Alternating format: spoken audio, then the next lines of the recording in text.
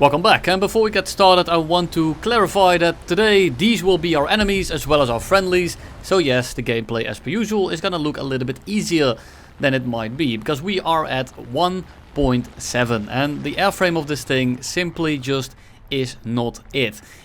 It doesn't climb particularly well, it isn't particularly fast, it doesn't turn that well. It's kind of in this grey area of monoplanes that are underpowered and thus not really fast enough to disengage from all the super maneuverable planes, of which the A7 is really not an exception. It's in the same boat as us, it's actually even worse than me, and it's rough. If you don't have a good climb rate or a very high speed, the biplane infested era is kind of annoying to play around, and well, this plane is definitely stuck in that boat. So it's very much recommended to get a bit of altitude at the start. I still climb straight in. I'm not gonna be tryharding at 1.7 because, well, as you saw in the intro clip, the people that you are playing against are either level 20s, they are not paying attention, and in the off chance that you do run into the level 100 seal clubber that's also sometimes in a fucking 4-man squad, then yeah, you are gonna have to try hard a little bit. The issue is that it's kind of in their hands to make mistakes, not so much in your hands to play it right. There are some exceptions, of course, but if they are full manning at a level 100 team, then they are probably kind of shit themselves. And yes, this is slander, and yes, I'm calling you out if you feel addressed. But in general, you're gonna have a pretty chill time because, well, it is 1.0, 1.7. But at that BR, yes, you're kind of underpowered, but it's workable. If you get up-tiered, however, which happens quite frequently, and you run into P39Ns and Yak 1s, you can see how it starts becoming an issue. Now, the good news is that the Yak 1 as well as the P39 are, well, that's not the good news, that they are fantastic planes. However, those are actually kind of punishable, because they can't just kind of put the cursor on you and automatically win. If you pull some shit out of your ass, you can manage to win those because they don't have an instantaneous turn rate that can kind of just cancel you no matter what you do. And that's why I rather fly underpowered against planes like the P39 that I can't really touch at all, but if they make mistakes I can at least kind of reverse them, opposed to something like a Key 27 that's basically as fast as you, kind of climbs better than you, and has the turn rate of a biplane. If you get stuck at low speed with a Key 27, it does not matter that it only has the two Japanese 7mm. That plane is going to absolutely rock your shit. We dive in, we get some pot shots, and we are just gonna fly away. I'm not gonna start dogfighting the Key 27.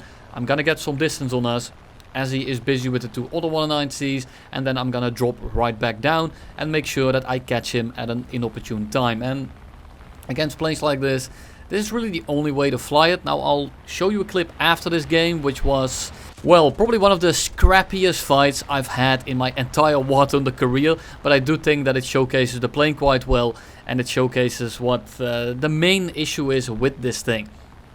Now we have this Key 27 basically dead to right.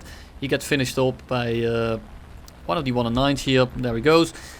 And then we see the Sunderland. Now I want to kill the Sunderland, but again, you only have 4 8mm guns, and if you want to fly a low tier 109, I can't recommend another one other than the 109 E1. It is 2.3, it's a slightly higher BR, but it has so much more horsepower, it has way more ammo, and overall it's simply twice the plane this thing is. Yes, you are at a higher BR, but fighting biplanes is piss annoying anyway, and I'd rather fight something that's actually a little bit more dynamic, where, you know, choosing the fight actually matters somewhat, opposed to everyone just being able to stamp on the elevator and outturn you in half a second. It's just extremely annoying to deal with, and as well as the fact that you actually fight some people that at least have somewhat of a semblance of a clue. You're still gonna have very easy to fight enemies, as well you expect from low tier, but it's just, I don't know, I just prefer the dynamic fighting style of other monoplanes, opposed to basically every enemy being a 0, which is just extremely annoying to deal with.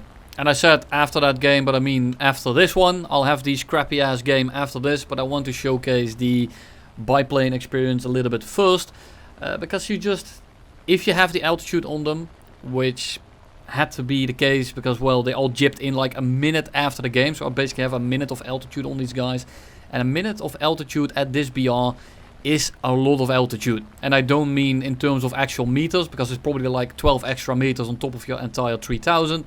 However, at this BR, a little bit of altitude goes a very long way, because everyone has a lawnmower engine, no one is going particularly fast, and if anyone tries to pitch up after you, they simply straight up die. Now we have this P26, which is, well, not really a major issue. We are gonna kind of dive into him here, go a little bit sideways to bait him into going up for the head-on.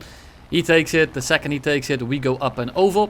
Now we know that he's about to stall out because he was already climbing at super low speed. And then all we really need to do is kind of pitch down on him and then make sure that we take his plane apart. He gets set on fire, he just doesn't have the energy to get out of the way. And with this BR, it's super punishable if you fly something with a lawnmower engine, which is essentially every plane. Because if you make a misplay, like you pitch up after a plane that you shouldn't pitch up after because you just don't have the energy, and you might be super maneuverable, but if you're super maneuverable at like 200 kilometers an hour, you are basically flying in place, and anyone with a little bit of a decent gunnery is gonna have a very easy time shooting you down. And I got a comment on my community post saying that he wanted to see the 109C first because it's the only non-brain dead plane in that entire pool, which I disagree with, because this is infinitely easier than shooting missiles at someone that might actually flare it. Yes, these guys are basically fish in a barrel, but you are fighting just planes that fit the meta much better, and that's really the only issue here. Another guy said that low tier gets a bad rap because it's filled with bad players, and he wanted to see a lobby of essentially only good players. And if you get only good players in a lobby at this BR, what's going to end up happening is it's going to be the most passive shit you've ever seen, because you have no real way of retaliating versus most of the planes in the raster here. Because if you get on a low energy state, you're probably going to be dying because you are just simply too easy to hit. And defensive flying is not really an option. You lose your speed way too quickly. You can't really reset fights. So it basically turns into a side climbing competition. And I can assure you, this isn't fun for anyone. You're too easy to hit. You're too slow to dodge. And overall, because the engines are just so shitty, it's gonna end up in everyone being too scared to really engage anything, because if you make one misplay, you're likely going to die. Not to speak about all the biplanes, but that's for another time. It's actually for right now. We have Pas op Nitraat, which is basically look out massive firecracker, and we are gonna try to stall him out because we do have a little bit of altitude here. And when I say a little bit, as I said earlier, it means a lot at this BR. Now I do want to be careful that I don't end up getting railed by the guy coming from the left there, because he is pitching up straight at us. He does have 150 cal.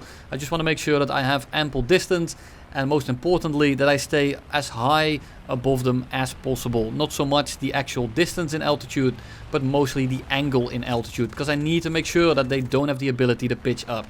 The F3F basically stalls himself out, but because I had to take that fight, I'm now basically within gun range of the F3F, and because he turns around so quickly, he can now just start spraying at me. And this is probably one of the most annoying things about low tier. They turn around instantly, you're not very fast, and if they start spraying, they're gonna have a very easy time hitting you because they simply have very high rate of fire MGs. And as you see right there, I get hit once, and all he manages to hit is my oil tank, which is super annoying, but you know, it is what it is. Condor in the background slams into the ground, and we go re-engage the F3F the second he disengages.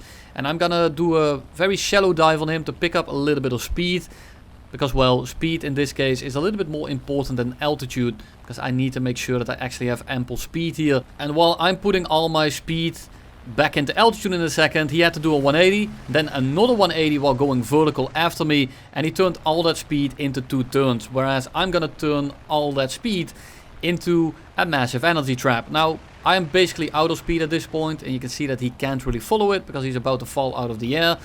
Luckily, because he falls out of the air, I'm gonna have a very easy time shooting at him. Now if he dodges that, or he picks up a little bit of speed, or he plays that correctly at that last merge, I simply die because I run out of energy. I'm not fast enough to disengage, and I can't really get back up to altitude. The F3F just doesn't stall, and biplanes are just super annoying to deal with in this thing. Well, actually, they're annoying to deal with in most of the monoplanes in this BR, because again, you just don't have the ability to really get away from them.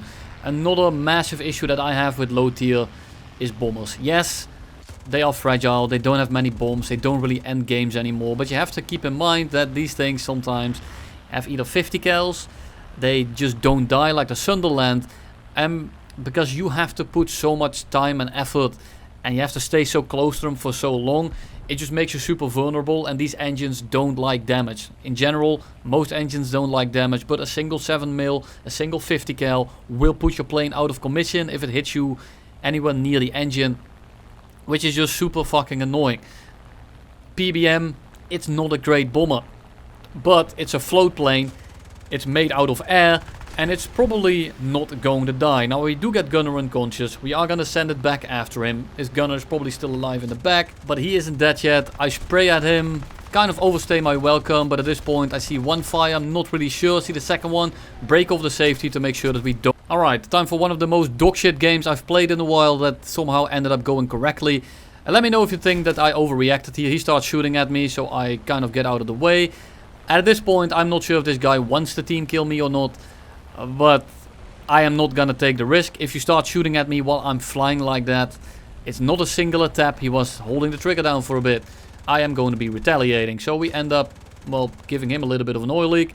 And we are gonna go back to the base, because we are instantly stuck with a water leak. So we go back to the base, and look who we found upon landing. It's the guy that put us here in the first place. So I tell him, hey, happy early Christmas. We give him a lot of ammo for his next endeavor once he takes back off. And we go on our merry way, go to the middle of the map and wish the rest of the game a Merry Christmas. We have a J11 here together with another J11, and the J11s are...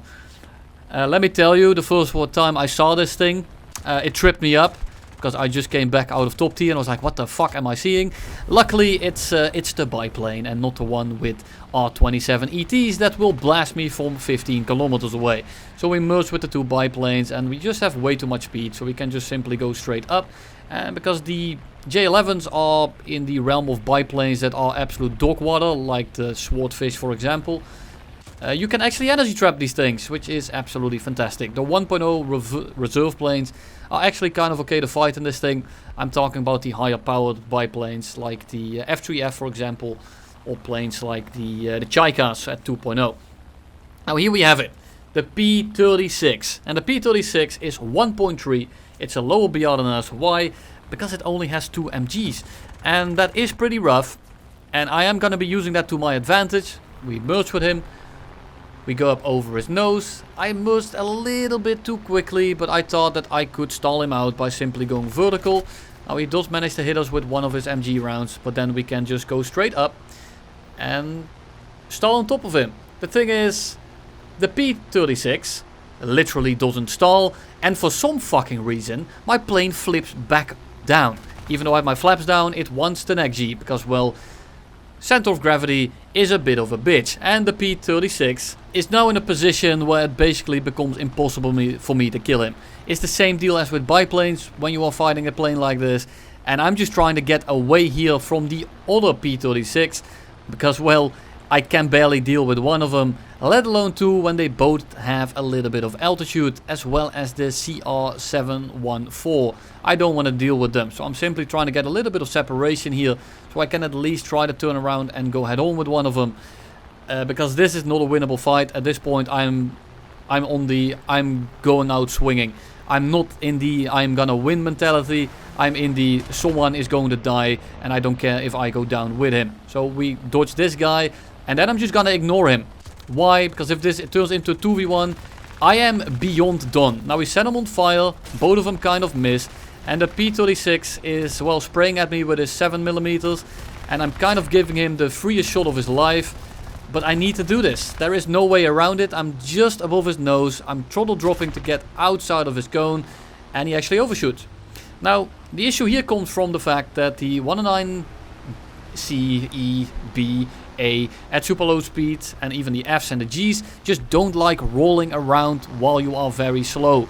And this is going to cost me quite a bit of shots here. Now this guy is going to do the absolute terrific idea of constantly turning back in my guns. If this guy turns into one direction, I'm dead. However, he keeps turning back into my guns, which means that I can actually, well, keep getting shots in. You can tell he's turning to the right. I really have no real way of getting the shot here. He's turning much tighter. What does he do? He goes straight for a second, and then he reverses his turn back into me again. So here we are, another shot. We go after him, he's out-turning me completely, and instead of turning to the left again, he turns back around, rolls over and gives me almost a shot. But even though he is giving me 3 shots, I'm still struggling massively trying to get shots into this guy. We get another hit, this time it's severe damage, and I think I just killed his engine a little bit. I don't see any smoke. So maybe no leak, but I can hear that his engine is like, the RPM is going down. You can kind of hear it if you're listening closely. He's not doing as well as he was at the start. Now this guy is basically dead in the water at this point, but so am I. So we drop back down on top of him, trying to get a few more shots, but I'm not thinking about crashing with my engine damage, because if my engine starts getting damaged the second I'm diving down a little bit, I am not going to be pulling out of that one and I am going to be dead. I see him flying into the opposite direction. I need to get RTB, and that's exactly what I'm going to be doing. He's going to crash in a second, and that's going to give me a little bit of a kill. Luckily, that guy has absolutely no guns. The P36 has 150 cal with like 200 rounds, and then another 8mm with like 500 rounds. And their early war belts, they do absolutely nothing, and that's really the only reason I survived there. Yes, I could have played it a little bit better. Yes, I made some mistakes, but he made about 20 times the mistakes I did, and I still barely killed him. I should have died. Which is, well, a little bit of an indication of how rough this plane really is to play. Yes, you are going to get decent results because you are flying at 1.7. And in general, I think I died 3 times. Well, I didn't, obviously. I got crit 3 times. One of them I compressed into the ground. Because, well, I tried to dive on someone. I was just getting out of top tier. And I didn't expect to completely lock up at like 580 kilometers an hour. That is completely on me. And the other 2 times were gunners.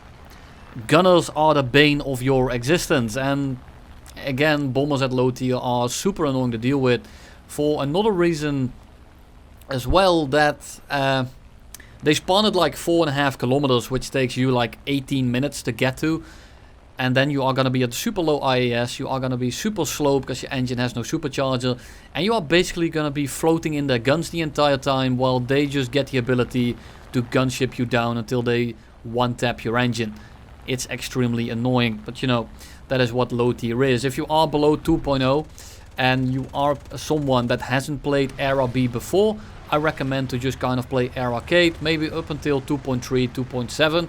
Get a little bit of the hang for the controls, just the overall feel of the planes in general, of the game in general, the control layout, and it's just much more populated and it's a lot more flyable because you don't have to climb for like 10 minutes to then run into a plane that just completely stat checks you.